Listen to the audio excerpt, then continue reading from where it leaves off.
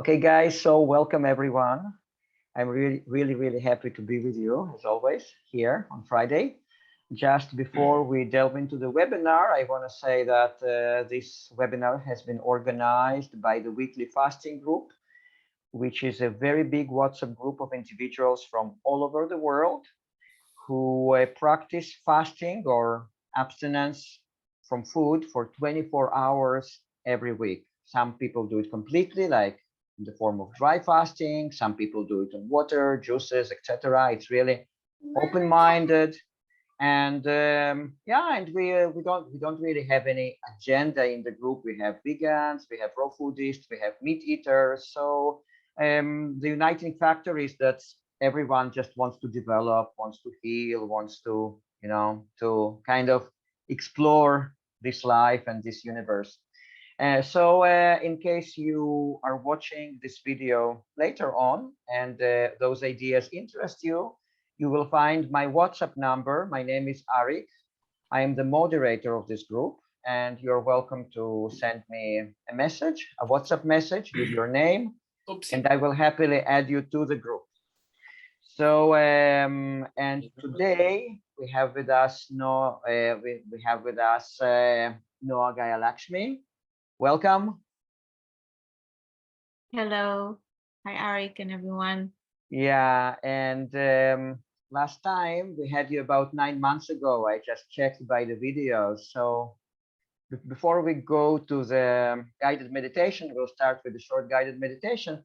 I just want to let the opportunity for people who are late to come, just maybe 2 more minutes or something like that. So what has changed in your life since then, since our last webinar? Tell us a little bit. I don't remember when was the last webinar. You said 9 months. About 9 months, yeah. 9 months ago. Yeah. Yes. What has changed, man? I don't know. Everything. Wow. Yeah, I feel just every day is so full, and it's not necessarily external changes, although that occurs as well, but there's just the changes in the inner world, and continue to evolve, continue to expand, and most importantly is just continuing this journey of love. I mean, this webinar is yes, we're going to talk about the extended juice feasting and the art of fasting and regeneration, and all the things, and answer all the questions, but really this is a journey of love. Yeah. That's all it is. Absolutely. Yeah. Okay, Noah, so I think we can start with our short guided meditation, and then we will delve right into the webinar. So I'm muting myself right now, and over to you. Okay, great. So we'll keep it very simple because I like simplicity. And wherever you finding yourself right now, close your eyes softly and gently.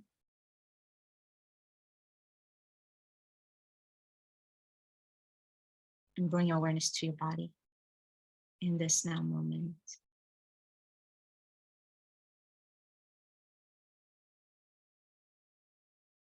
Now bring your awareness to your breath. Notice your breath moving in and out.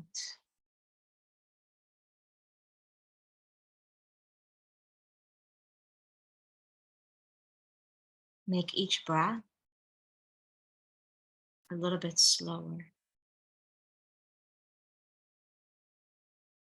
Make each inhale a little bit more smooth and effortless.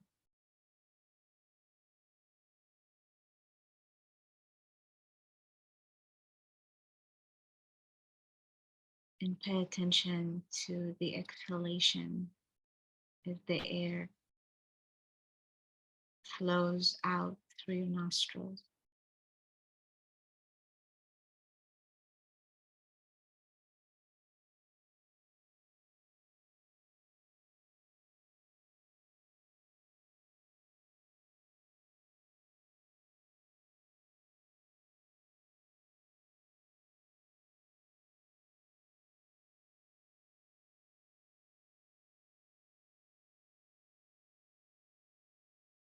Just being in the space of stillness.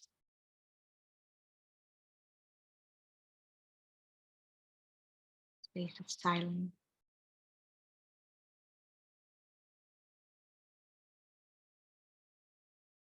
And within the still space, within this stillness,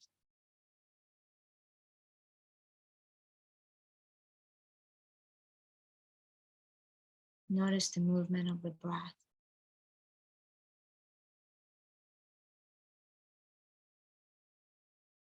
Notice the expansion of your chest.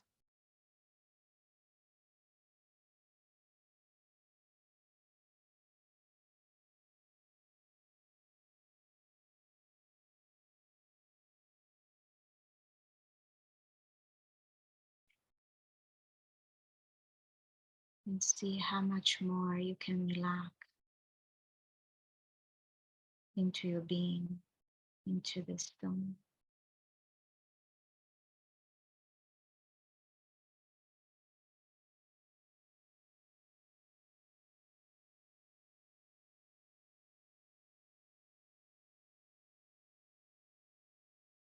Allow your heart to be filled with joy. Joy and the gratitude of being alive.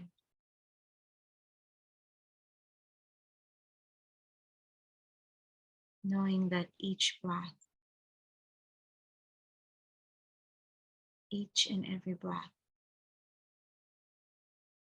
is actually giving you life.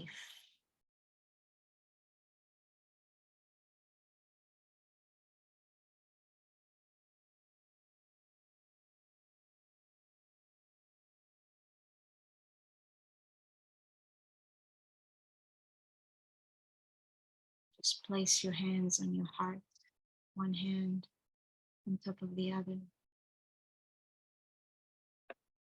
and feel your heart beating in your chest.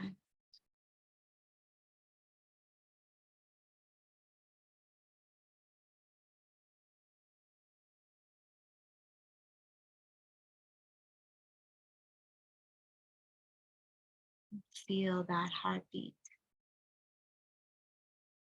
the heartbeat of creation itself, beating in the center of your chest.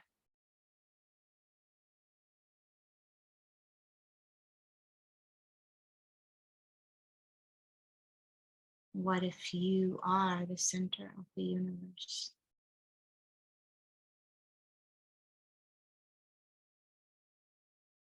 And it's the center of the universe that you are feeling beating right now.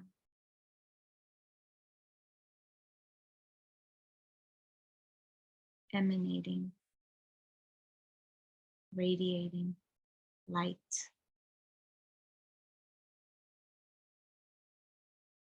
And so much splendor.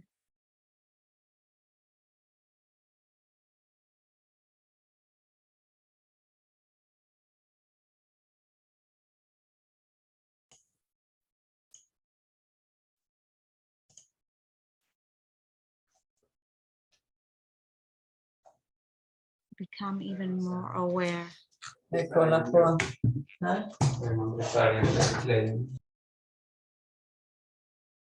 Become even more aware of this flow, this effortless flow of your breath.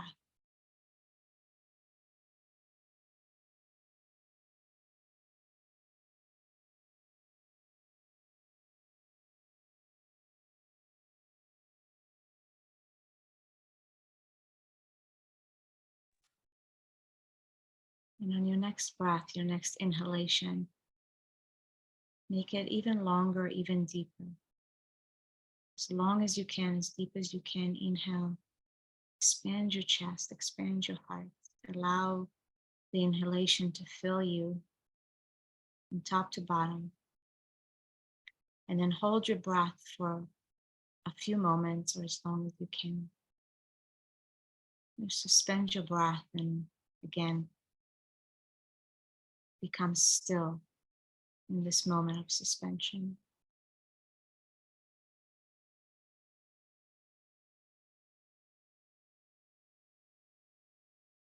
When you're ready, whenever you're ready, exhale slowly and gently through your nose, through your mouth, whatever feels suitable for you.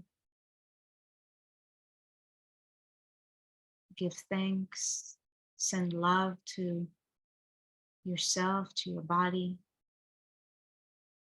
to all of creation.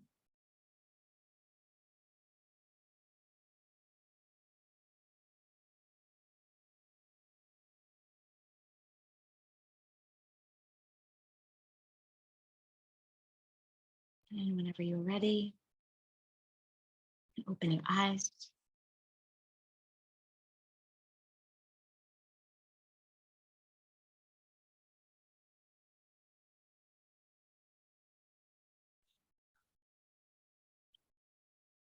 Thank you so much, Noah. It was wonderful. Thank you so much. Very deep. Okay, Noah. So now it's your stage, now it's your creation, because other than the title of this presentation, I don't know much about what you will be talking about. So I just want to tell you that the best format from my experience for those webinars is that we talk for like 20-25 minutes, and then we have some questions, and then there is another stretch of talking, and then another group of questions. So, but other than that, I'm just listening like everyone else, Yes, yes, absolutely. And I love that format. It works really well, and it keeps things in a nice flow. And I always appreciate questions. That helps me a lot. Although I have a certain idea of what I'm going to share today, the questions always make it more rich and interesting, and allows me to elaborate and go into places that I may have not thought about. So I'll start by saying that the inspiration for this webinar today has come from my current experience of the second round of a solid food vacation. So that will be the main bulk, I would say, of what I'll be sharing here today. And then some other things that I'm going to tie into it.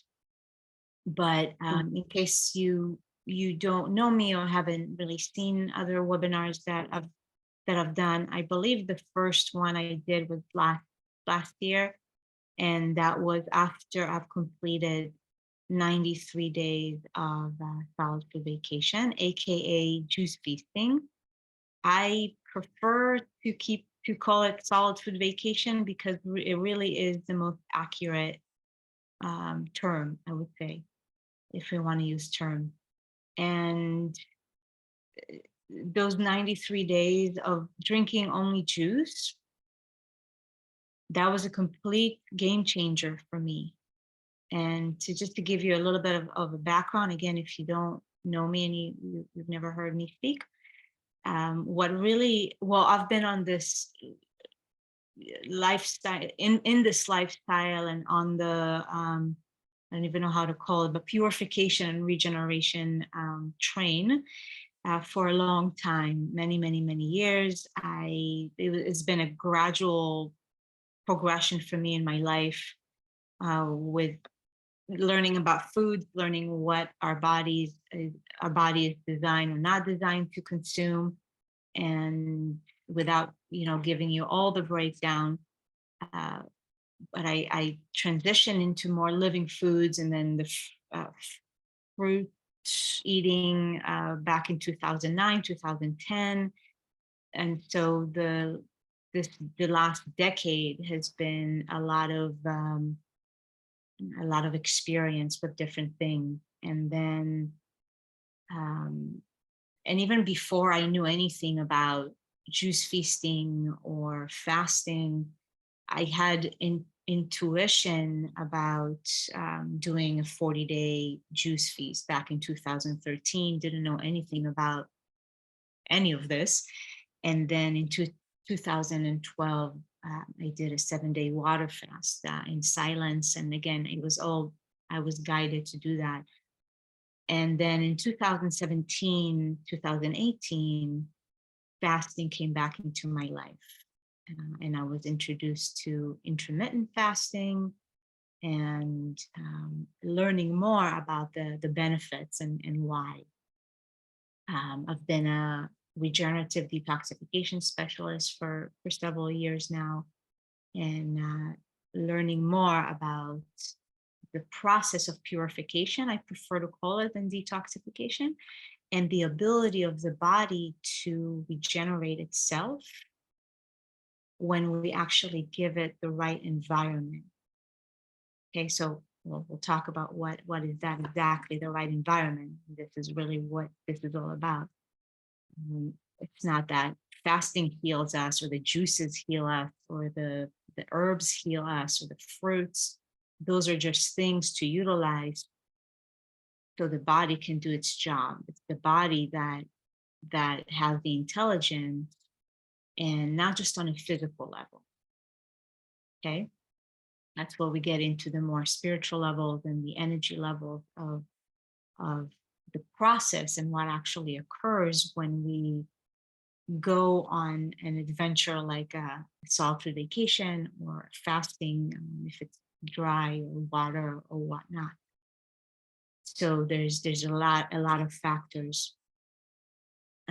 So as I said, going more into fasting when I started 2018 and experimenting with that, and going back or deeper into the fruits and knowing that is the food that really helps us to facilitate the level of healing and regeneration that I'm interested in.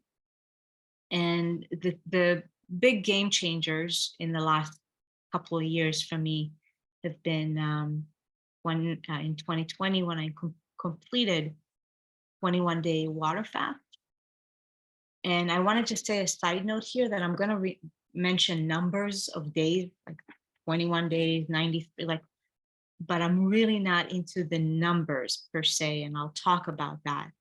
But it helps the mind to get an idea. And also, I know for me as well, when I started, like, it's very inspiring to hear what is possible, but to not get caught up in, I got to complete a particular number of days and whatnot, because it's going to be different for every person. So I just wanted to say that as a side note, because the mind can kind of get a little too involved in the numbers and the days and such. But yes, 21 days water fast, and that was a huge game changer. And it was right after I completed that the reality of, I had heard about breatharianism before that, and I don't like that term, but I'm just using it for sake of simplicity. I had heard about it, but it was after I completed that particular fast that it came into my life. The whole reality of what I prefer to call pranic nourishment. And there have been several speakers on this webinars that have shared about that. So for me, it was just Muhin that came into my reality, and I just immediately saw my trajectory because it resonated with me. Everything made sense. Just like when I came across the fruitarian lifestyle, like every cell in my body said, like, yes, it just resonated with me very deeply. So I saw my trajectory, and I freaked out a little bit, but that's what has been unfolding ever since then. The process, because it is a process. It's not like, 9 days you're going to do a process online and poof, your whole reality is going to change. Maybe for some people that has been the case, but for the majority of people, the process is more than just 9 days or 21 days and whatnot. Those are just things to initiate us into this reality. So I saw my trajectory. That was a huge game changer for me. And of course, on a physical level and mentally, emotionally, spiritually. And it was also after that particular fast that I was exposed to dry fasting, or non-consumption, as I like to call it. I really prefer that. And that resonated with me as well, more than even the water. And so ever since then, I've been experimenting with non-consumption whatsoever. And last year, when I received the message loud and clear to go on a solid food vacation and to do an extended one, which extended one, you can say like the minimum or the number that is recommended to really get deep into cleaning the colon is 90 days. It's definitely longer than that, but in 90 days, 3 months of a solid or consistent period of time in which you consume only juices and giving the digestive system a relative break, that's the golden number. And I said, okay, I'm going to do 90 days. I might do more, but 90 was what I had on my vision. And it was 93 days. And as I said, that was a huge game changer, even more than the water fasting to some degree, just because of what I saw coming out of my body. And that's why after that, I've become such a huge supporter of this journey, solid food vacation, in combination with non-consumption, absolutely, and then complementing the windows of juice and non-consumption with the food that actually support the healing and the regeneration of the body. Okay, so it's kind of like a combination. And then we add if that's something that you are aspire to, and know that this is on your path, is really moving in the direction of pranic nourishment. That we are all pranic beings, like regardless if you're eating or not. This is just who we are. It's just like the sun is always in the sky, and there's clouds that covering the sky. That doesn't take away from the light of the sun. The sun is still blazing, but we don't see it fully. So it's important to recognize that this is who we are, the divine being that we are. We have that ability. There is that divine design within us to be nourished by other sources than physical food. That's it. Just to know that it's on the table, it's in your divine design, it's in your divine code. And then there's a process to, you can say, realign with that divine design. So embarking on a solid food vacation and an extended one is definitely a step to get more in that direction, or to move in that direction of realigning to that divine design. So from last year until now, I've learned so much, because I threw myself into the whole, pranic nourishment, and because I know that this is something that is our potential. I know that this is my trajectory. I know that it's something that intuitively I've known my entire life. But I went a little bit too, not even that I went too far, but the way I operate, or the way I used to operate, is I see something and I get really passionate, and it could become extreme, or just kind of not really, not being gentle enough with myself and with the process. Okay, so that's why I'm such a proponent of self-love and love being the guiding light of this journey, rather than the number of days, or forcing something that might be a bit premature. And there are many different factors, and each individual has their own structure work with. So I've been very much in, experimenting this past year, and having my own experience, going back from juice to eating again, and then seeing the places within me that still needed a lot of nurturing and healing when it comes to my relationship with food, my relationship with my body, and deepening my love for myself, reminding myself that that is the key. That is the key to maintain the kind of lifestyle that I know is the most beneficial for me and for many others, right? Because across the board, I work with people in my own life. One of the most common challenge that people have is, how do I maintain this? How do I maintain this lifestyle? How do I do an extended solid food vacation? Because I really want to, but then after day whatever it is, I give up, or I don't, I this and that, and I feel challenged.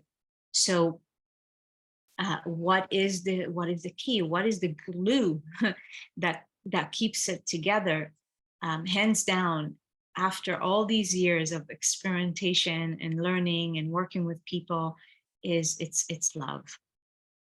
It's love. It's love, because when we align ourselves with that, and when I say love, it can be a very broad subject and a very broad word. It's the love for the self that you are, which includes, yes, this body, this physical vehicle that we are in. And when we align more and more to that vibration of love, which is the truth, when we are aligned with truth, then everything that is false is going to fall away naturally. That includes food choices, habits, whatnot, that or maybe you don't know, but on some level, it doesn't serve you. It doesn't promote life. It doesn't promote vitality. It doesn't promote vibrancy. It doesn't promote regeneration. And so that is the journey. That is the journey of increasing that love for yourself, for the self that you are, and recognizing that you are God. I'm just going to say it, and it's not from a religious place. But you are God in this physical vehicle, which is beyond just physical. But this being that you are is a manifestation of the creator, of the divine source, whatever you want to call it. That literally every cell in your body is a spark of light from the divine itself. And so when we are really rooted in that knowing, not just as a concept, but really knowing it and really feeling it, the love of God emanating in your body, that's going to be the motivation for you to serve this instrument. And so to really put the energy in places and in habits that promote more life and vitality and regeneration. And there's no end to it. So when you get a taste of how it feels,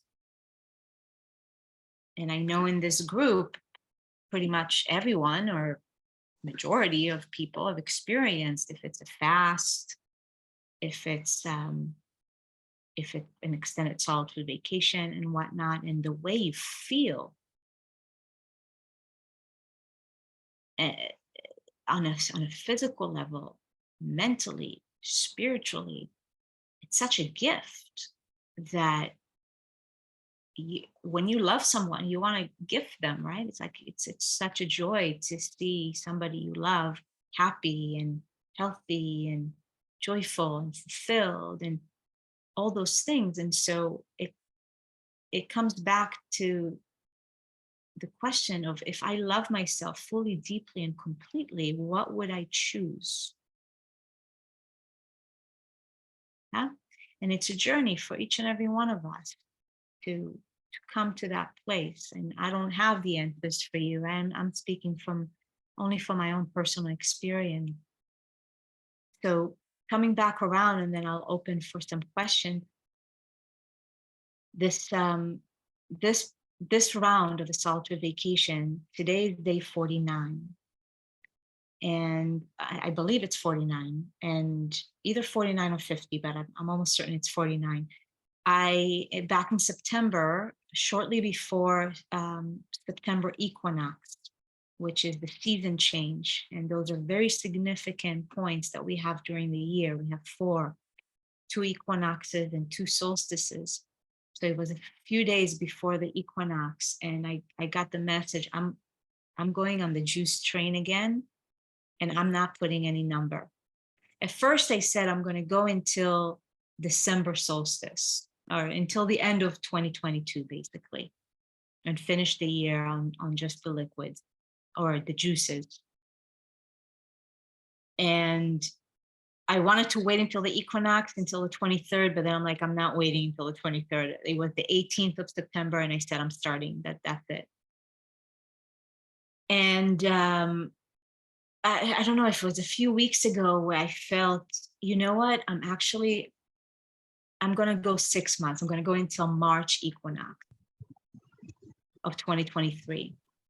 And then I kept feeling this aspiration, or it's coming more from a place of curiosity more than anything else, of I want to see what happens if I go on a full year and just do full year of juices. Now, I don't have extreme health issues. You know, there are many people, or maybe not many, but people that had a lot of, there's something, somebody's unmuted. Arik, if you can take care of that, it's just a little distracting. Yeah, I'm checking. Yeah, I'm checking too. Yeah. Oh, Okay. I found, okay, thank you. Yes. So there are people that go on very extended solitude vacations, like a year, because of extreme or very chronic regenerative health condition. And that extended solitude vacation for 6 months, 8 months, 9 months, a year was their ticket out, basically, or their ticket in back to life. Same thing with the dry fasting, you know, that in very, very chronic regenerative, or maybe not degenerative, but chronic conditions, it's like, okay, you go on 11 days because 2, 3, 4 days are not going to be enough, you know, and maybe it's like consecutive 2 or 3 dry fat, long, more extended periods are needed. So this is where, for me, it's important for me to convey the message that I'm not doing it because, I mean, of course, the regeneration of the body is part of it, but I don't have any major health issues that I'm looking to overcome. And I got to employ things like an extended solitude vacation. No. For me, at this point, it's life, it's lifestyle, and really is a sense of curiosity at this point. Because what I'm noticing, and this is what's really cool about having the reference point of last year, 93 days, and I was, and not to say that I'm not experiencing some purification and detox coming in and out, but it's a vastly different experience of what I had last year. My energy levels are much higher at this point. And once I crossed the 21 days this time, something shifted. I felt it. It was so tangible. I felt it emotionally, mentally, physically. Something shifted. And I have a lot more energy than I had last year. And even my weight it seems to be stable. And again, I don't follow numbers or weigh myself, but I'm noticing that it seems to be stable, which is a huge, not to say accomplishment, but it's a milestone of some sort.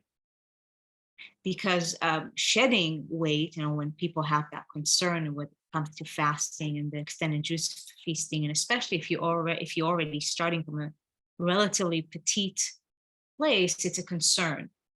However, it's the breakdown of the body. The body cleans itself, and so releasing weight is part of the process. And when you see that the weight stabilizes on the exact same fruits or juices that you've been consuming that have brought the weight down, that the weight is now the same, the weight stabilizes on the exact same consumption, that shows that the body is now starting to regenerate itself more.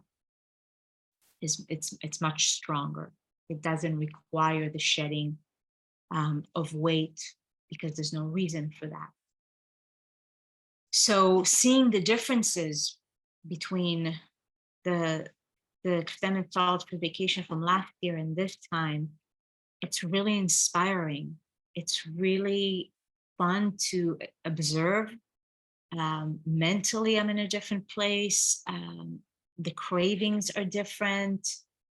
And I'm just going to throw it now, and then I'll open it up for questions, and I'll go deeper into some of these topics. But the cravings are different. The energy level, as I said, and the sense of curiosity more than anything else. It's like I'm curious to see what a year of just juices is going to bring into my life. And as I said, it's more of a life for me when we move into the Pranic Nourishment. And I'm also noticing how, and that's something I experienced last year as well. People ask me, how much juice do you drink? I don't really have quantities. Some days it's more, some days it's less. But I'm noticing how, compared to last year, I don't need as much juice. I just don't. I feel a lot more satiated with a lot less most days. And how some days there's still consumption that comes more from a mental place, or because it tastes good in the mouth, like melon juice is like my drug of choice. So, but in terms of the satiation, my body is a lot more satiated with a lot left, without dropping weight in any significant way. And I feel a lot stronger than I felt last year. So that's exciting for me, and that's why it's this excitement that I want to share, and really talk about the amazing journey, the miraculous journey that this is. And what I mean by that, this is, yes, the solid food vacation and everything that comes with it, what it really initiates us into, because it's the colon, it's that center, it's that hub that gets cleaned up. And my friends, everything is connected to that hub. On a physical level, every single organ, every single gland in your body is connected to your colon in some way, shape, or form. And that has implications and effects on your energy system and on your emotional body and your mental body. And so I've come to learn that that's the magic behind a solid food vacation. I mean, it's very simple.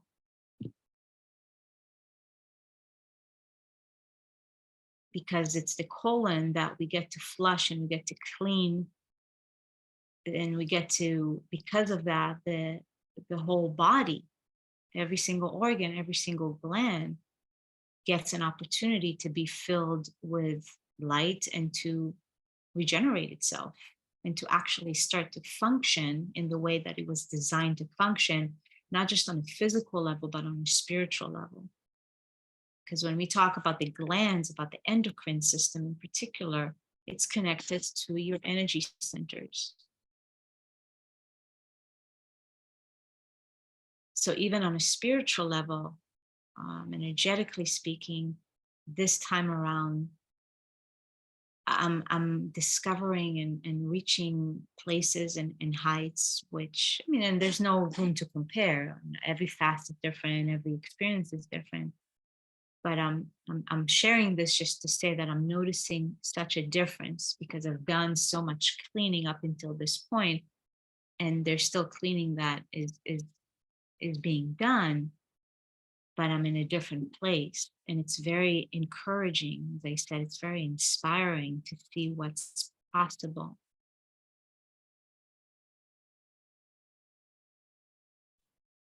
Okay, Noah, so thank you very much. That's fascinating, really, really inspiring. And maybe we should open now our space for the questions. What do you think? Yeah, yes, absolutely. Shall we give the space first for the questions that are here live, and then we go to the ones that have been submitted? Yeah, absolutely. I think that's a good idea. Now, Okay. Ravi, who also posted his question in the chat, I think he's here. Are you here, Ravi? You are welcome to unmute yourself and ask your question directly. Yeah. Hi, Noah. Good afternoon. Hi, Ravi. I was listening to your previous video that you gave to this our group sometime last November. Yeah. So my questions are based on those presentation. Let me read the questions all up, but then you can answer it. You were saying making peace with the food. Mm-hmm. I don't know what you mean by that. And second thing you said, whether you eat or not, what is important is consciousness. And the third question I have is, how to improve metabolism of carbohydrate? Yes. Okay. So the questions that I see are written here. Okay. Yes, ma'am. So, okay, great, Ravi. Thank you for your question. So how to make peace with food? So it really depends on the individual and the kind of history that you have with food.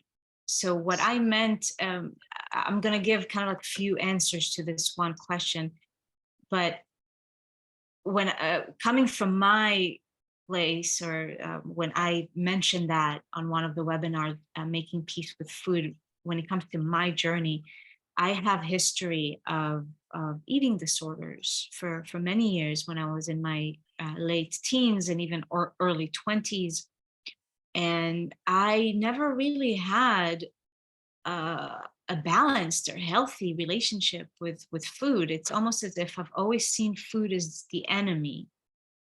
Now, knowing what I know now, looking back, that was the intuitive knowing that I've always had throughout my life. Not that food is the enemy, but there was a deeper knowing in me, a remembrance that we don't need to eat. That in a sense, food, I don't want to say it's the enemy, but that's what really brings about death. Like, that's it.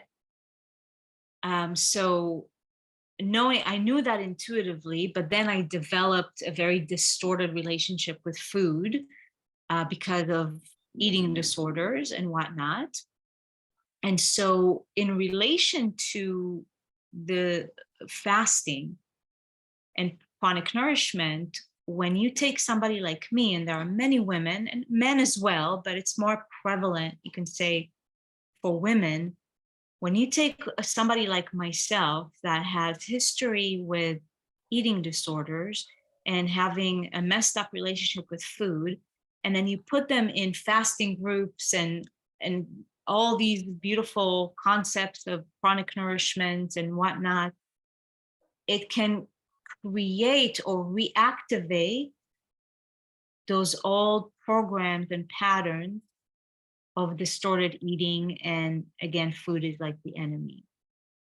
So for somebody with that background, with that history, it's actually, and again, this is my personal experience when I had that realization last year, that it's very lofty, all the lofty ideas of chronic nourishment and living on just liquids. That's great and dandy, and I'm moving in that direction. But Noah, first, you gotta make peace with food.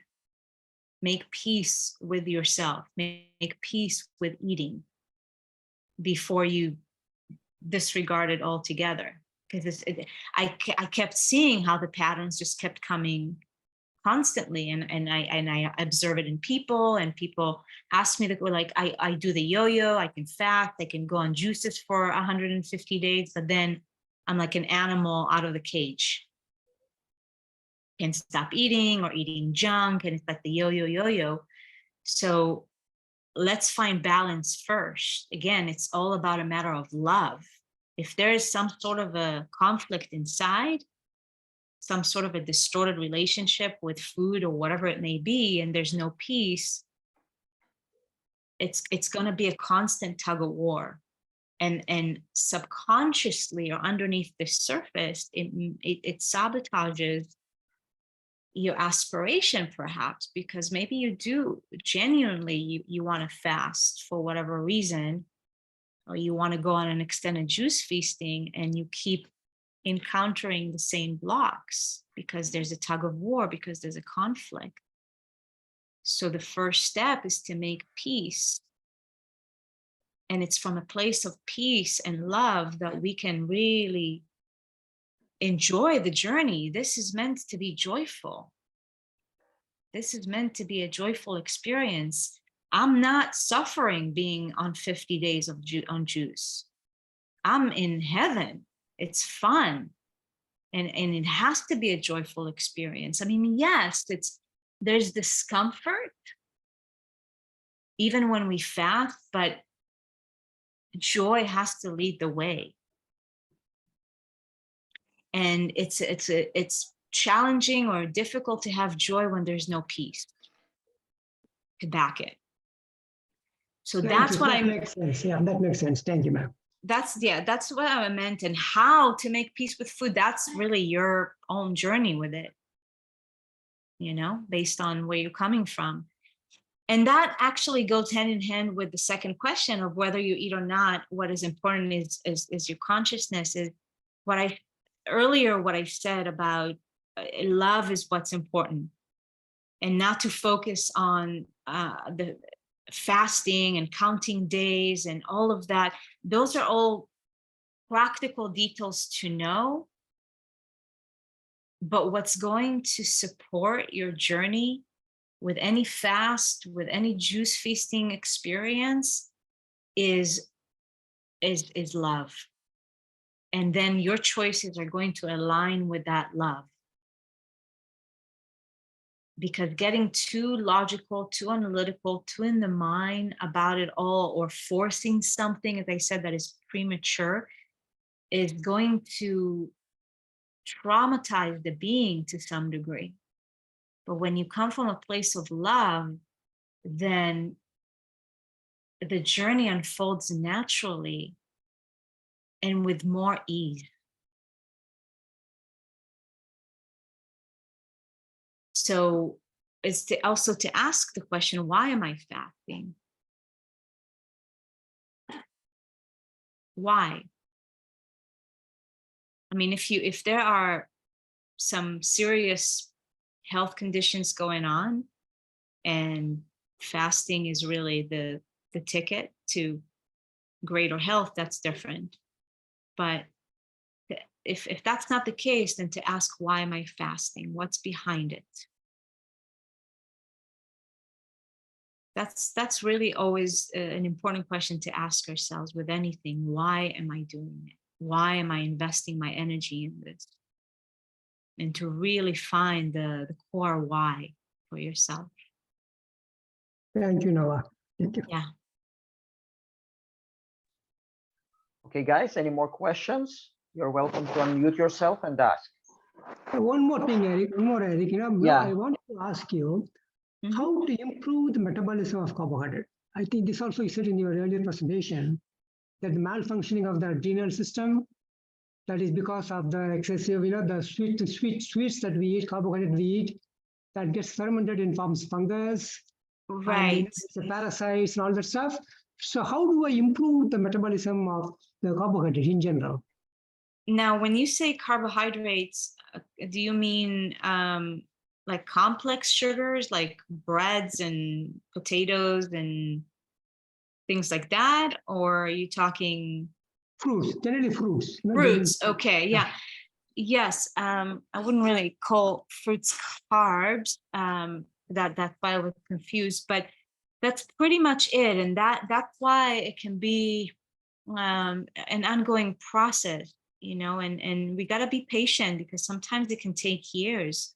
My adrenals are still not, in their highest function, and I know that, but I'm also noticing the difference because I know I'm still working with some fungus because of lower adrenals, which actually my adrenals are not that weak. It's my pituitary. So it's being patient and knowing that sometimes, depending on what the situation is, it may take years. It may take 3 or 4 extended solid food vacations and several dry fast periods. It's different for every person. But to be patient and to, more than anything else, to trust the process and surrender to the experience. That you just don't know how long it's going to be, and just remove that out of the equation. If you know that you want to regenerate, you know that your body has that capability, you trust your body, you trust God, and you just dedicate yourself to that. And energetically also, again, going back to loving your body and thanking your adrenals and thanking every single endocrine gland in your body for doing what it's doing. And that's how you improve day in and day out. You improve everything, not just the metabolism, not just the utilization of sugars in the body. Everything improves. Everything comes back to alignment, comes back to the original divine design. It's dedication and persistence. Persistence. Okay, gotcha. Thank you, ma'am. Hey guys, any more questions? Yes, I posted questions on the chat. Can I ask these questions? Yeah, sure. Not in the on the chat, but in the WhatsApp group. Yes. Yeah, absolutely. Just go on. So maybe it looks like technical questions, but in these webinars, I mean, it's very both. We get both inspiration and information because we can't get it anywhere else. So I want to thank you. Yes, very inspiring, and also based on your personal information, so I'm going to read from what I've written. What tips can you give from your own experience for cleaning the liver, kidneys, and blood vessels? Okay, maybe it's technical questions, that's the first question, but all the information and from your own experience. So maybe protocols or tips or. Yes, well, it's not so much protocols because every person is different. But what I support, what I promote, what I believe to be the way to vitality and health and back to our divine design is definitely the living foods, the fruits, the non-consumption, and using herbs when and if necessary. So that's been my way. That's what I've seen to work and be effective. going back to what I said earlier, is that, and the herbs don't heal, the fruits don't heal, the body heals itself, the body knows how to regenerate itself.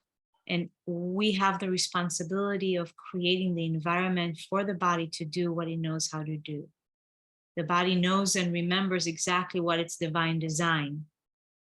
And so we just need to give it the light to do so. And so that's why I call it fasting. Again, I call it non-consumption, is the best way to get out of the way. Hands down.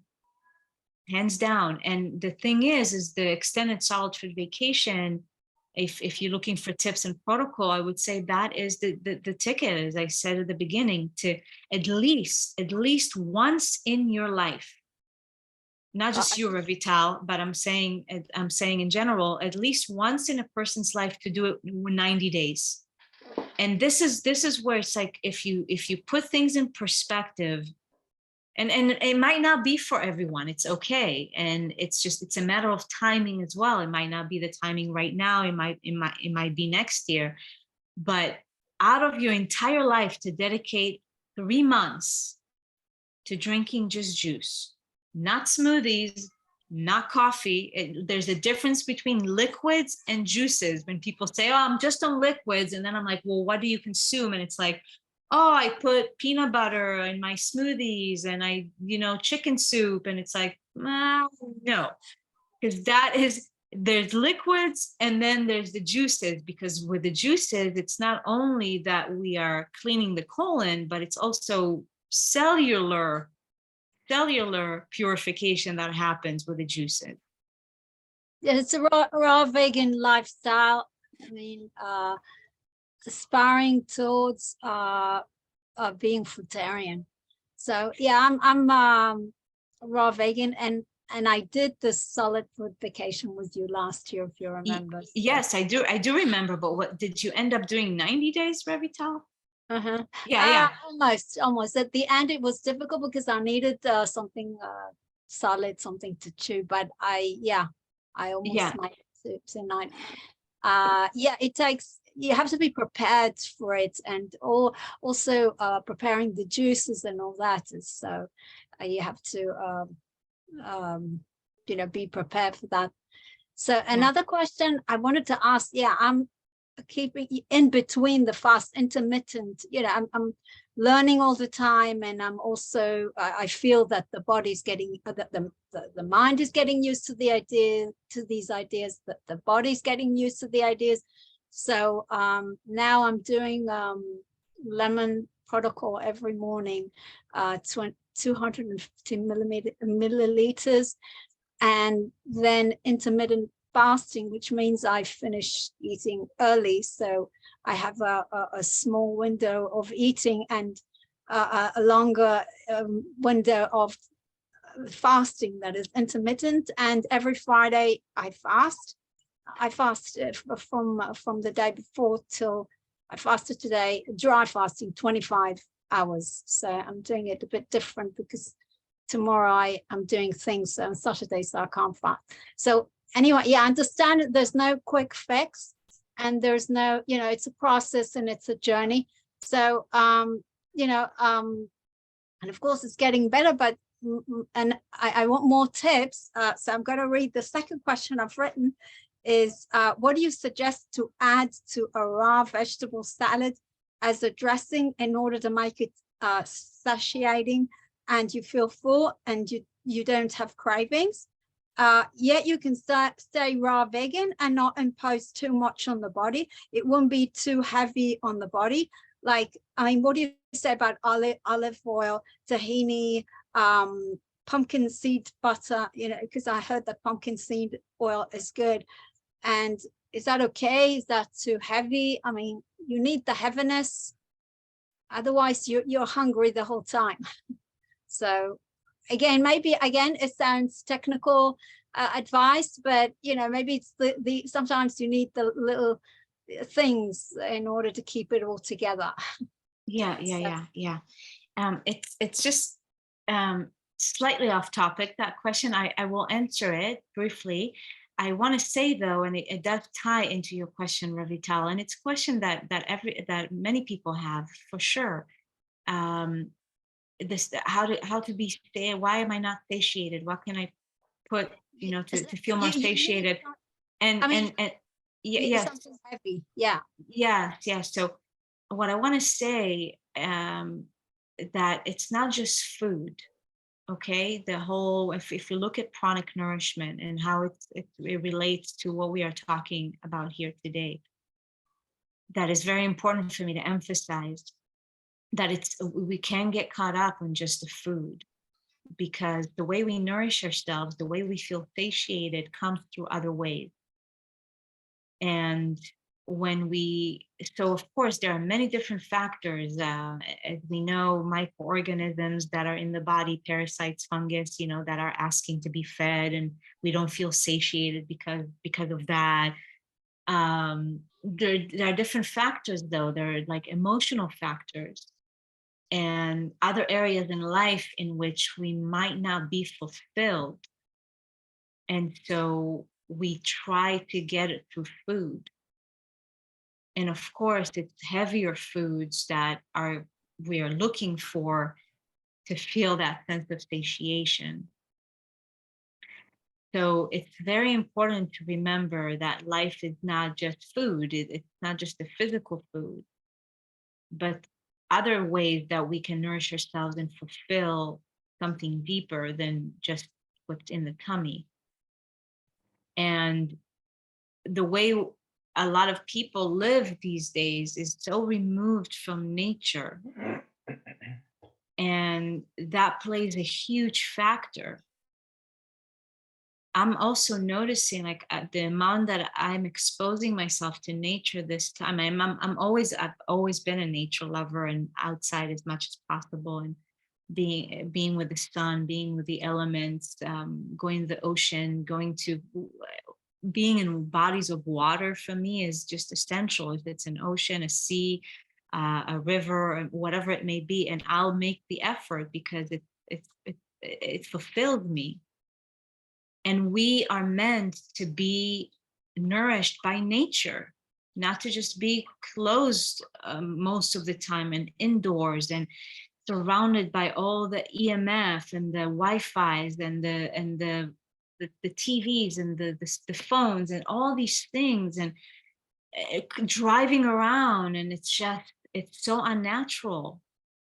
So we cannot just focus on the food only, because it's very interesting how if you take yourself into a different environment, that you are that much more immersed in nature, that you are surrounded by people also where, we nourish each other because we live in the way that we used to live, more tribal livings and sharing and enjoying life together, then all of a sudden you don't feel so hungry, or you can eat less and maybe not so dense food and feel okay. So how do you explain that?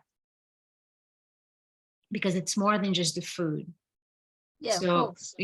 So I wanted to share that because it's important. And then on something to look at, and not just, okay, what can I put on my salad? Yes, we can do that. And let me just ask myself also, just let me review my life, and what is it that perhaps can fulfill me more, that is going to replace, the heavy, denser food. Because that's something I recognized in my own journey as well, in times in which, oh yes, I'm using the heavier foods, even if it's on the healthy side, but 3 avocados, you're like, it's too much of anything is not good, but it's because I felt something inside that is missing, right? So and yeah, if you want to talk about something more satiating on a practical level, then always choose the plant-based, like avocados are good, tahini, everything that you mentioned, but small quantities, because those are you asked about the liver, those are very taxing on the liver when eaten in large amounts. No other animal in nature consumes fat in any large amount. Oils are a very concentrated form of fat that I do not support. I mean, if every once in a while you want to put some olive oil on your salad, no big deal. But if it's every day and a lot of oils in the body, it's gonna clog your blood. You're asked about your blood vessels and liver. Fats clog the body. So what can you eat instead of that? I mean, No, so again, small amounts. That's it. So are you able to just consume it in small amounts when you have a salad? You know, I usually tend to go towards the avocados as a form of fat, and then hemp seeds and tahini or sesame seeds. And then if you live in the tropics and you can have access to durian, which is a very fatty fruit, then that's hands down the best. But yeah. yeah. Okay. Thank you, Noa, very much. You're welcome. Okay, no, so maybe we will get deeper, as you said. You wanted to ask something, you just? Yeah, we just. Oh, just. Yeah. Okay, so please go on. Thank you, Arik. Namaste, Noa. Namaste. So it was quite a peaceful experience to listen to you. I guess that energy is coming in your words. I was having an aha moment when you said the more we align to the truth, the more our choices change and it goes back to what is natural. So my question aligns to this thought process that if nature has designed in its complete form, let's say a fruit, then why do we use an unnatural way, that is juicing, extracting something, and then feeding or dosing our body out of that extraction? So all the animals in the nature, they do not consume the juices. Then why do we use that artificial ways to nourish ourselves? Besides this, the oxidation that is involved in the process of juicing, or let's say a person cannot eat, let's say 250 grams of spinach, but when it comes to juicing, even 500 grams of spinach would be juiced at a time. But it's actually a kind of extra dose of proteins or amino acids, whatever we say, that's going inside the body. Then wouldn't this create a problem? Isn't it again unnatural or going beyond, away from truth? This is the first question. And second question is, do you use some form of colonics or enemas to clean the colon, especially during a long juice fast, just to support the system? And the last question, I'm not reminding. Yeah, that's it. The two questions. Yeah. Okay. Yes. Let me answer those two, and then if you remember your other one. Excellent question. Just thank you so much. I definitely want to address that first question of yours because it's true. I agree. This is something I contemplate myself. This is not natural. I wouldn't be carrying a juicer with me if I was just wandering around in the wild. And even now, without wandering around in the wild, you know, I travel with a juicer, or it's definitely extra steps, you can say, an extra effort to make the juice. And if I'm out and about, like, it's not like I can see a fruit and just eat it, then I gotta bring my juices. So absolutely right, 100%. And now, the oxidation, I just want to say about that. I do use a slow juicer, and that's what I recommend as well. Now the technology is so amazing, and some of the juicers that are out there are incredible. There's just almost zero oxidation, and it's not what it used to be, you know, the quality of juicers. But to focus on what you brought up, which is true, the thing is the human race has gotten to such a degree of deterioration and the unnatural structure of the divine design that we, in a sense, must utilize some, you can say, unnatural method to help us to get back online. That's how I see it. I don't necessarily, I'm not going to say, oh yeah, juicing is a natural thing. No, I'm all about simplicity and truth. And when it comes to that, then we don't need anything. And if we do, we need very little. And that very little can be a little bit of fruits that you eat, and that's it. And you know what? Some people, that's their journey. They don't need to do the whole juicing thing. No, it's very, very easy and natural to just slip into non-consumption, majority maybe drinking a little bit of juice and eating a little bit of fruits, and that's it. But for many people, including myself, that I've seen the immense benefits of juicing, and it's a step. It's a step in a certain direction, not necessarily for everyone, but for many, it's a gift. And going back to what I said, that we have come to a place in which the state of the colon is so obstructed and obscured and distorted that we got to utilize some method. It's just like when you get into an accident and there's something really extreme that happens to the body, or the bone is out of its socket, and it's like, go to the ER and let them just at least put it back in order and then go on your way. But when you get to a place, in a state that it's just so extreme that something else is needed, that perhaps is a little less natural, but it's putting you back on track. So you can align, as I said, to that natural state. And when I saw last year what comes out of my body, and that's what the juices help doing, they flush. They help to flush the bowel walls and to remove all that old fecal matter, and helping the colon to get back to its original shape. Because this is what most people don't really know or recognize, that when we are born, it's not a clean slate, my friend. You can be born with a very messed up colon and a very backed up lymphatic system, because that's exactly what you inherited. And every generation just gets more and more weak.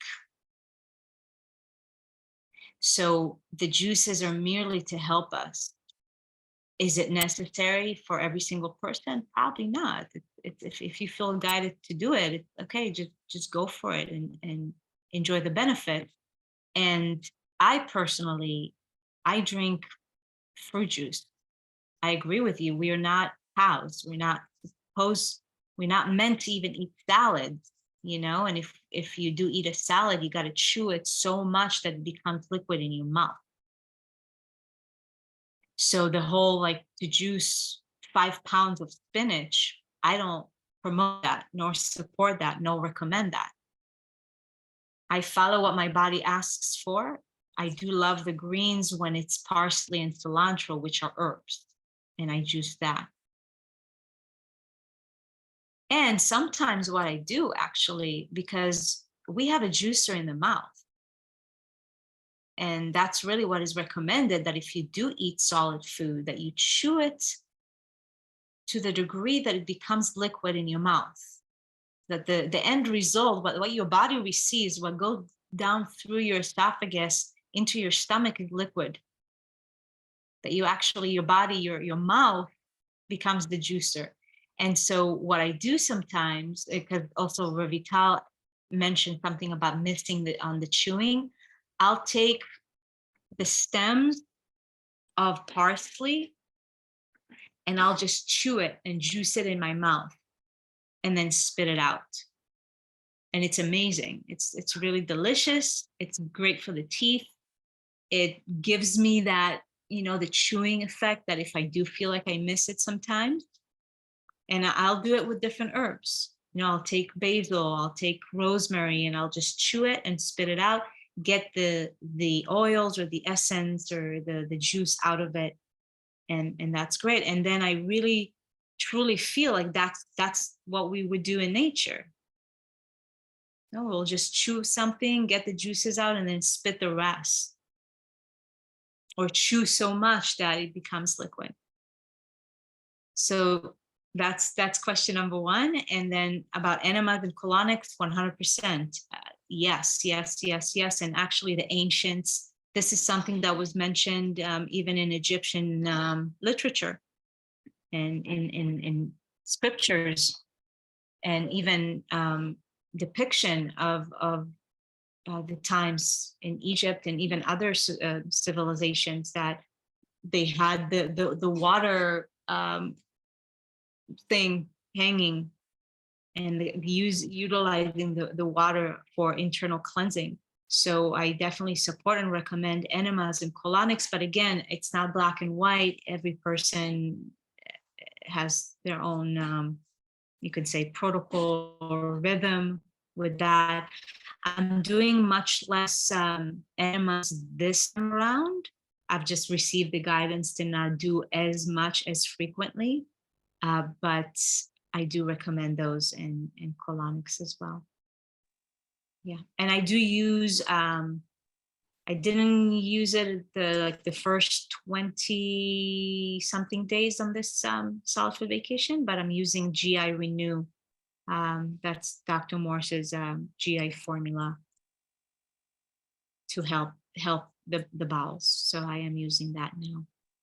But that's it. That's the only thing that I'm using on the herbs. Okay. Thank you so much, Noa. You're welcome. I quite resonate with your answer, especially to the first question. One last question, Arik, if we have time. Yeah, sure. Okay. So especially during this detoxification phase, the body uses many channels to excrete out the waste, and skin being one of the excretory channel. And sometimes it comes up on the face, and another symptoms, that is reduction of weight, etc. So during that phase, when the people around us see us, they kind of show extra concern, or I would say sometimes resistance. So how do we manage the energy that is coming from outside, especially a kind of a rejection sometimes? It demotivates us through this journey. So how do we manage that energies? Excellent question. And this is something I definitely wanted to touch on this one, because it's a big challenge for many people. Like you said, the external influences and what people say, and that there's just, I'm going to use the word ignorance, and not as a offensive word, but just ignorance is something that we don't know. I'm ignorant of some things. We all are ignorant of some things that we don't know until we know it.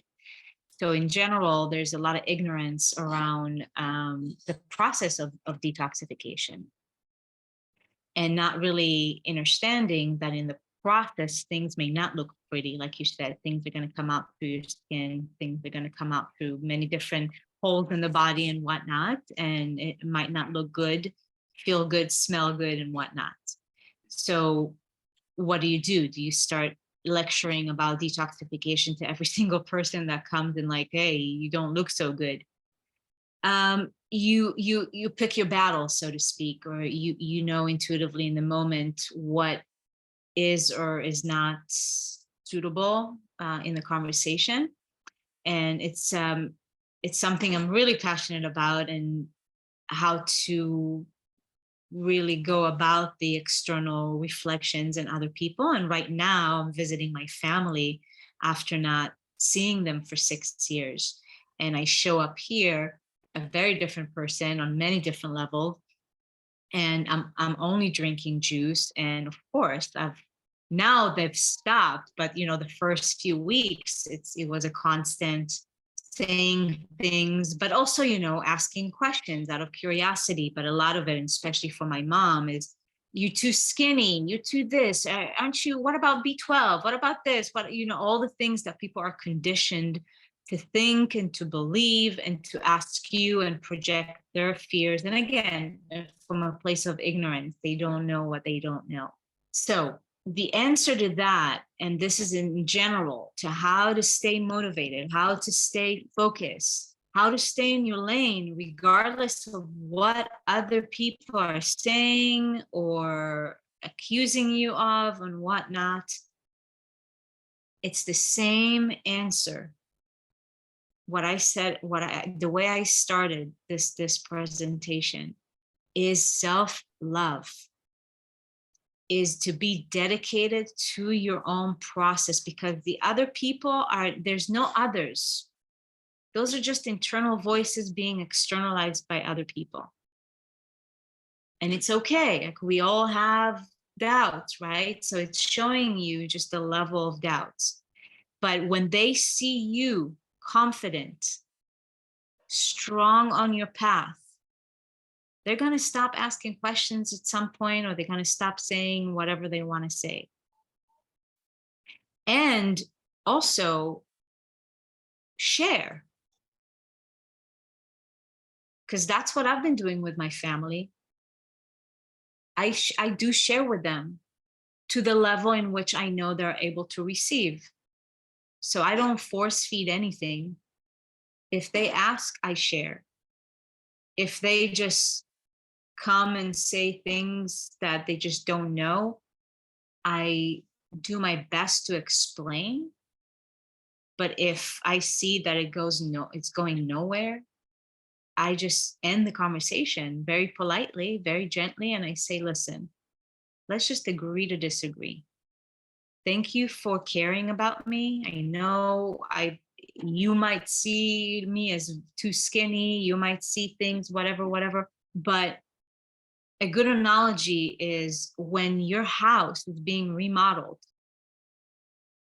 you got to tear everything apart first before you put the new things. Before you're building a new kitchen, you can build a new kitchen on top of the old cabinets that are falling apart, and the paint is all is barely hanging.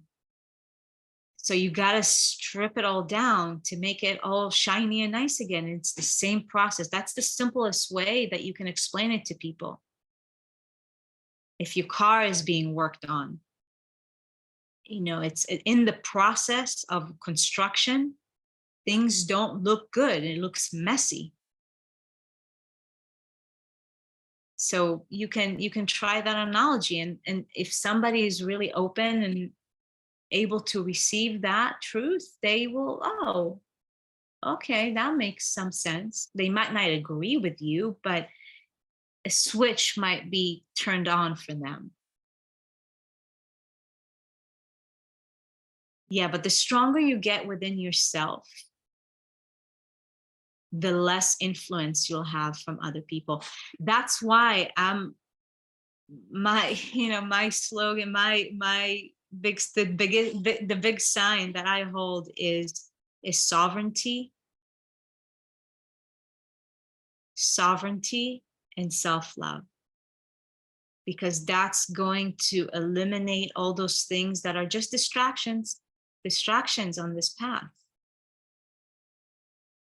And and those are challenges. I'm not saying it's not. And for some people, it can be very challenging, surrounded by a lot of family, by a lot of different, what seems to be opposing forces. But that's just a way for you to, number one, develop compassion. And number two, become more sovereign, stay in your lane.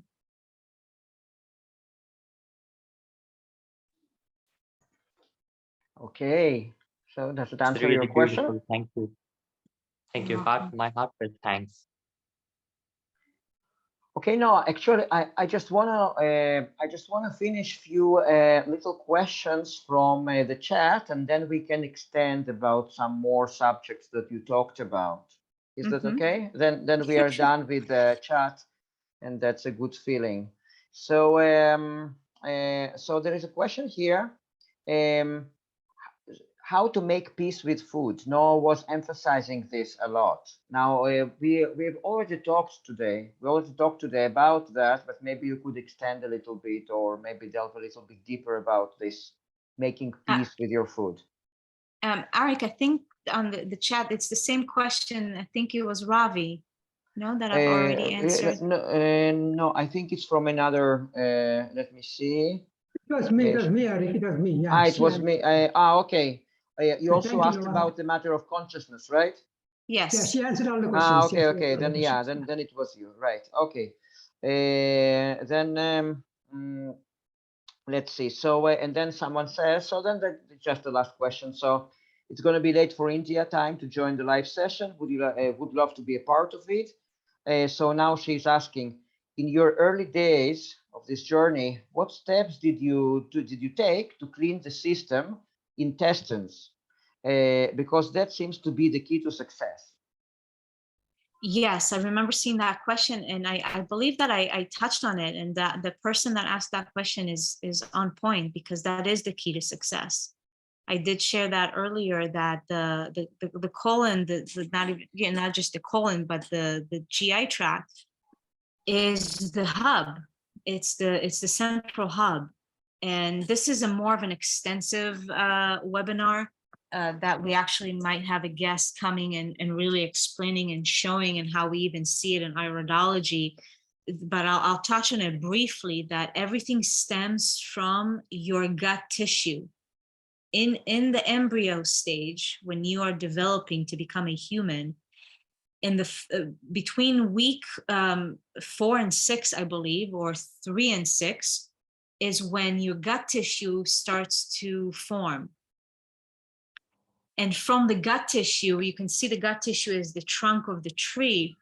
And so from that trunk, all the other branches come out. So you start seeing in the embryo, from the gut tissue, you see the little sprouts coming of what will become your heart, what will become your liver, what will become your gallbladder, what will become your arm, your legs, everything from the gut tissue. It is mind-blowing, my friends. That's how you read iridology. That's how you read the eyes, because you've got the GI tract in the center, and all the other parts of the body stem from that center. So basically, from the moment that you started to develop, it's still hold true of what is going on in the body. Everything is connected to the colon, because everything came out of that. So when in the tree, if the trunk itself is not healthy, the tree is going to die eventually. It doesn't matter how much you try to take care of the branches. If you don't take care of the trunk, it's not going to help. So yes, that is the key. That's why I'm such a big advocate of a solitude vacation. Because once you clean that hub, everything else becomes cleaner and starts to regenerate on such a high level. And that's why fasting is exactly the same, because that's even of a higher form of regeneration. Because even with the juices, there's still some energy that goes into digestion. It's very, very minor, but I answer that question even with Ujas, is that the amount of obstruction that people have in their colon, that the juices help to flush it out, that fasting won't do. That an extended fast, I would advise to do that after at least one extended solitude vacation, after removing some of that junk from the colon, because it's toxic matter. It seeps into your blood, it seeps into your brain, it feeds parasites, it feeds funguses. And when you have that realization, when you have that awakening, when you see that and recognize that, in conjunction with acknowledging just this is the divine vehicle of God, then I'm going to clean it and I'm going to do the best I can But it's an eye-opening experience when you realize that, whoa, everything stems from that gut tissue. And it still holds truth. Okay. Yeah, so in my early days, I didn't know that, but I started moving in that direction. Because intuitively we know things, even when we don't know the actual information, but then we are exposed to the information and the dots start to connect, like, oh, and then we have our journey to walk and integrate everything and embody that wisdom through our own experience, and then becoming one with it. Okay. Interesting. Okay, now, so let's delve a little bit into a few points that you mentioned earlier, because you told me that after the question, you told us that after the questions, we are going to delve a little bit deeper into those subjects. So I'm curious. Yeah, and I feel also, Arik, that through the questions, through my answers, I actually went into some things that I wanted to touch on anyway. That's why I love questions, because it's like we're all one. So. Absolutely. Yeah, no, so just feel free, just if you want to share anything else, or you have also told me that you that you'll be organizing some kind of a program or a retreat, so we can also talk about that. So just feel free to direct this conversation the way you want, you know. Sure. I just want to see if there are any other questions. Did you have something? Yeah, so I have one more question again. Yeah. So, Noah, you mentioned about wisdom and ignorance. So everything begins with knowledge, right? Even the detoxification process initiated when we are aware about it, what this all about. So knowledge being the first light or the guiding principle. So when we talk about this whole life is an interplay of soul and body. And when we are into this process, our kind of focus or concentration is totally into the matter by elements, or the body detoxification or the body cleaning, which is again influencing the soul, of course, soul being a part, which is influencing me. But will this bodily detoxification lead to the detoxification of the subconscious or at the soul level, which is also being toxified by so many various belief systems, etc., and ignorance, of course, and the wrong knowledge? Or is it the one pillar, this food or detoxification process or solid food vacation, is just a single pillar, and there are many other pillars still pending on the queue to clean the soul at a deeper level? Or sometimes too much focus on this bodily matters takes us away from the main process of cleaning the subconscious or the soul. Wow, you've got deep and profound questions, Rajesh. Thank you. So I would say that, number one, that every individual, every soul has an individual, unique journey. And to honor that I'm not going to give you the answers for your journey, because it's your journey, and to honor that and respect that, I can only speak from my experience and my perspective. And my journey. It's very true, and this is something that I have seen because I've been around the block for so many years and being part of so many groups, if that's the fruitarian or the detoxification world and whatnot, and even the fasting, that it can get obsessive, or it can get, like you said, too focused in that direction. And that's not something that'll resonate with me. And it's okay. I've gone through that as well, to come back to a place of, oh, I've gone too far, right? So for me in life, it's really about balance and anything that is too much, no matter what it is. That's why the most important thing for me to convey is love. Like, that is the message. Like, focus on that and allow the pieces to come into play, to come into that alignment, like I said. Now, because everything is connected, I don't see the separation anymore. Like, oh, there's a body, and then there's the mental. Yes, we have different body. We've got the mental body, the emotional body, the astral body. We've got the physical body. There are many layers. Like, it's very, very complex. Like, the creator has done such a complex masterpiece, because even nature, I mean, you look at all the different layers and all the different shapes, and it's like, it's endless, it's infinite. However, it's very simple. And that's how I like to approach things. And that's how I like to approach our existence as well. And even that can start being such a mental ride and way too complex. Like, oh, and the subconscious, and this and this and this, and it becomes too much. And then people start chasing that as well. It's like, no, just be. Really, it's that simple. Just be. It's really simple. And in this process of purification on a physical level, it's automatically, it's going to infiltrate and influence and purify all the other bodies, including the subconscious.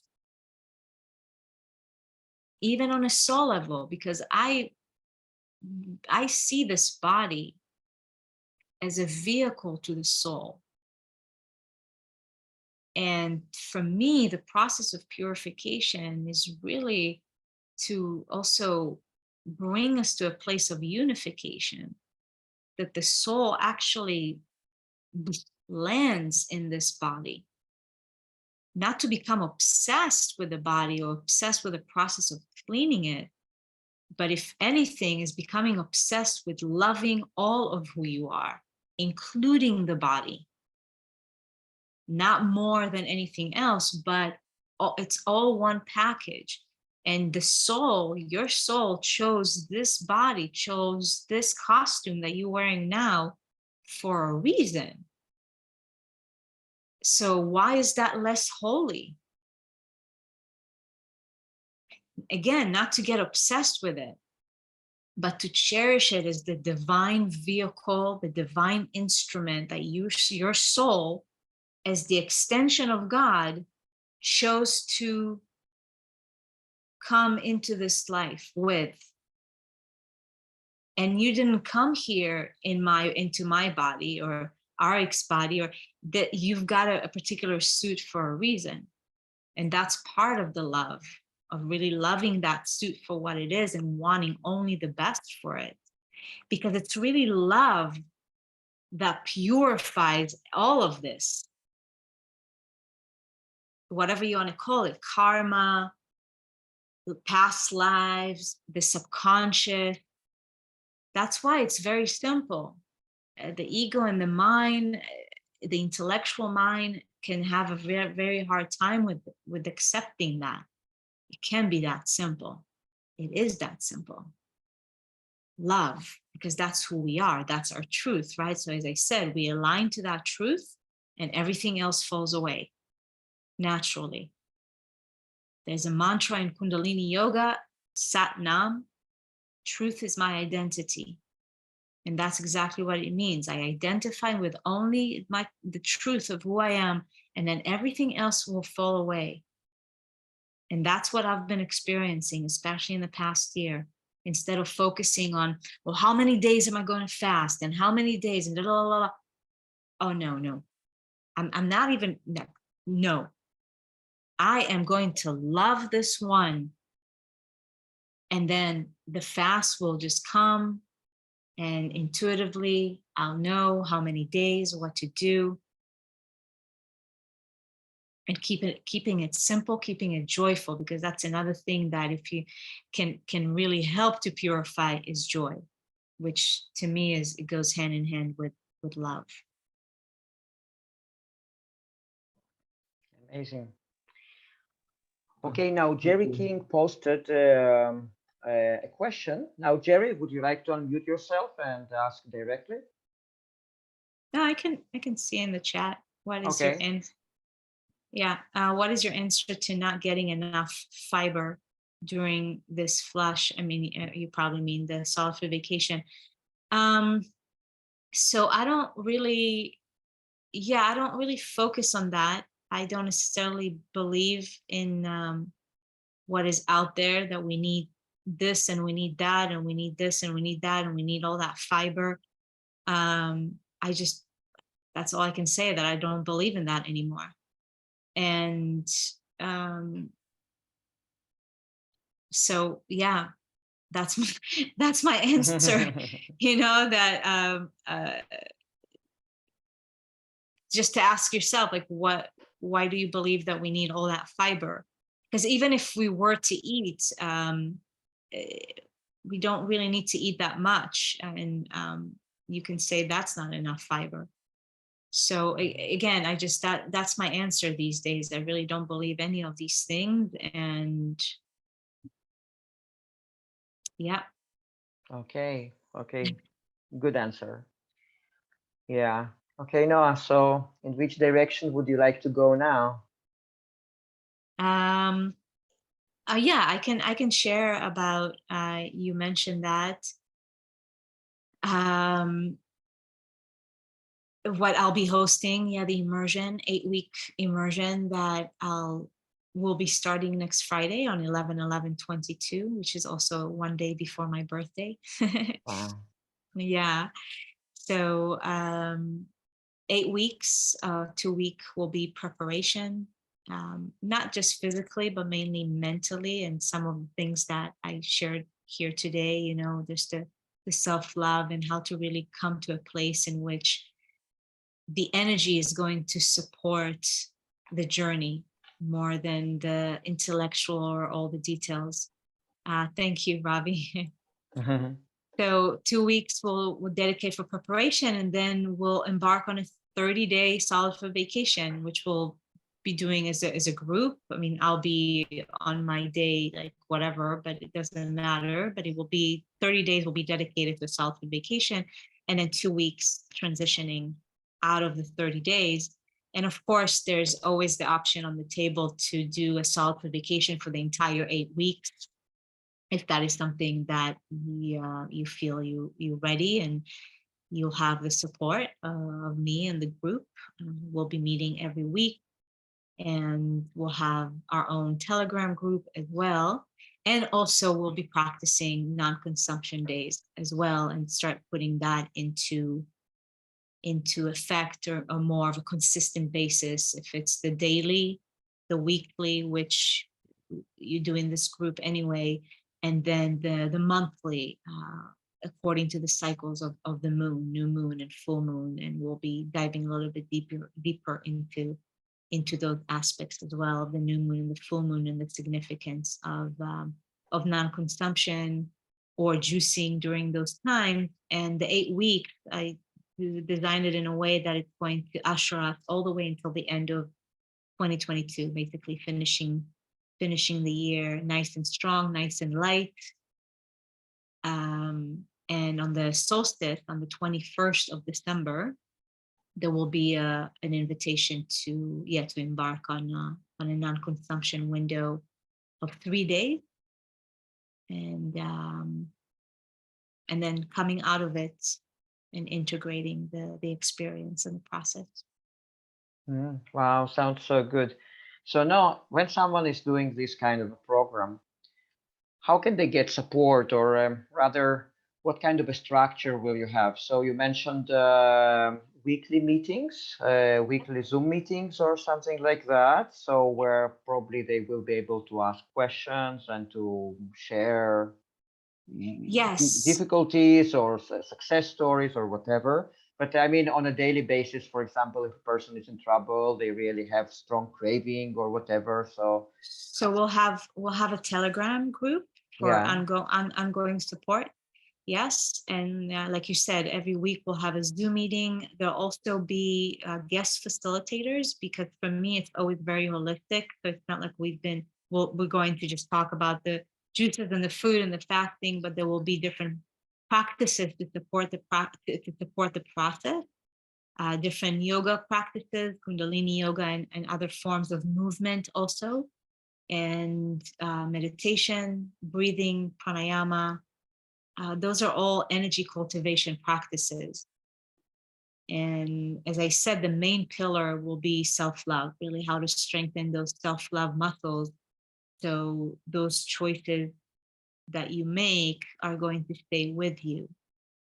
And what I mentioned earlier also is strengthening your own inner conviction and dedication and sovereignty.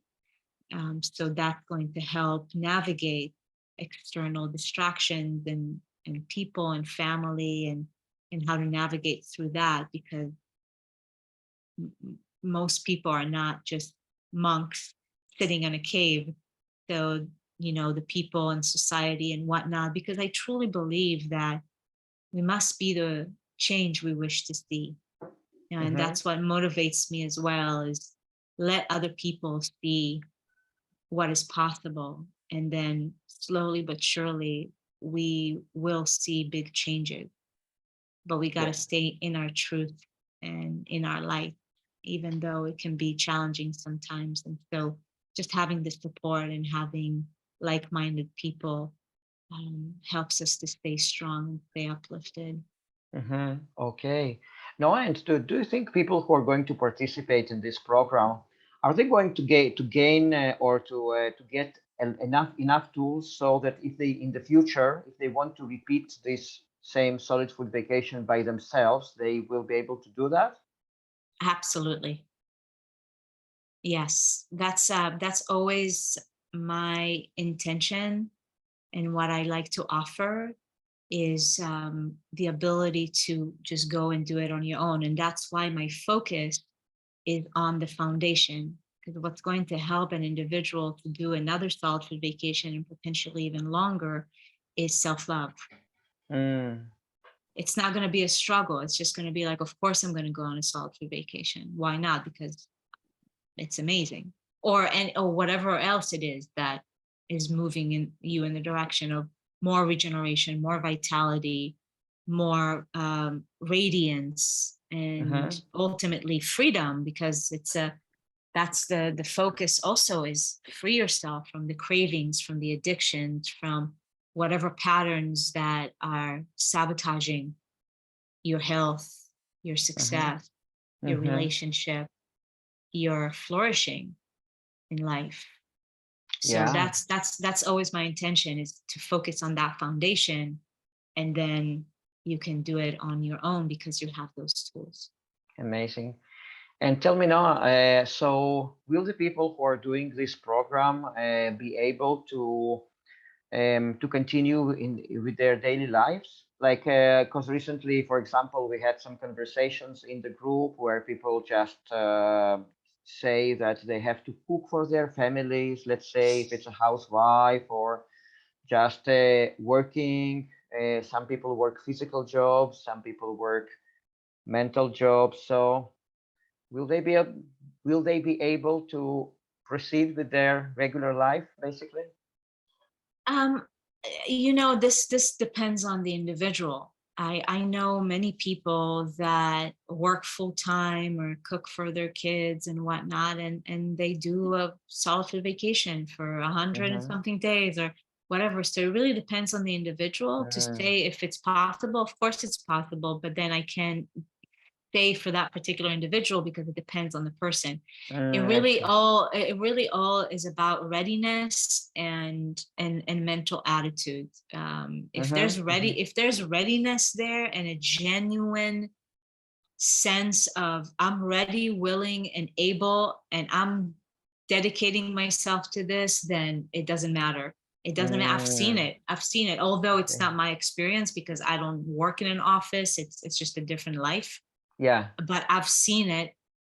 It's doable. So basically it's doable, and it depends on the level of readiness and willingness.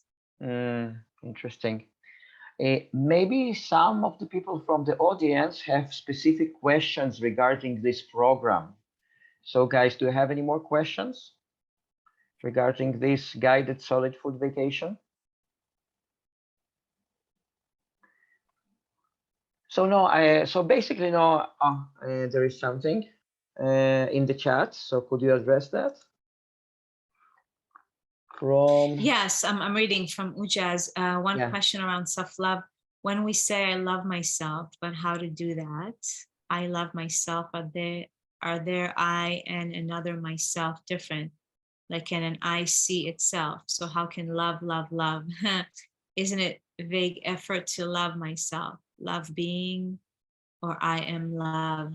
Isn't that self-love keeping me away to realize I am love? Like I always feel I'm still not loving myself. Yes, it's basically what you're saying, which has truth in it. You are love. It's coming back to truth of who you are. And it's important that you find what works for you. If it doesn't work for you to say I love myself, if it creates some sort of a conflict, then use whatever works for you. It doesn't matter. It's because ultimately it's a feeling. It's not the words that you use. It's feeling. It's a feeling of when you look at yourself in the mirror, and then also outside of physical looking at anything, it's just a feeling. And it can be vague, because there's a lot of self-love teachers out there, and love and self-love can be a vague definition or a vague concept. But the way I approach it is that it's actually loving God, because that's who you are. Not from any religious place, but that's my understanding of this fabric of reality. We are God, every single one of us. Meaning that this that is you is an extension of that one source. That's what it means that we are all one, because we come from the same source, which is love. So to love the self is basically just loving God, recognizing that that's exactly what inhibits the being. So it's not the loving myself on this, like, you can say shallow place or superficial place, but it's from a deeper place of really recognizing, wow, recognizing who you truly are. And that's the journey of coming back home. Coming back home to yourself, which is love. And like I mentioned earlier, the body is part of it. That's the temple. That's the temple that you're inhabiting here in this reality that God has chosen, that God is playing in this form of you. So those are all things that for sure we're going to, break down and touch on during the immersion, because it's not just, one webinar. I mean, I can plant a seed, I can speak so much, but it's really about it's a feeling, and it's the embodiment. It's the embodiment of that God's light. Yeah, interesting. Okay, Noah, so it's been about 2 hours of the webinar. So just please let us know. So if people want to contact you for more questions, inquiries about about your program, immersion program, so how can they do that? They can contact me on the WhatsApp if you're part of the group. Mm-hmm. And if you're watching this video on different platform, because it's going to be posted on my YouTube as well, there's going to be the link to the immersion down below.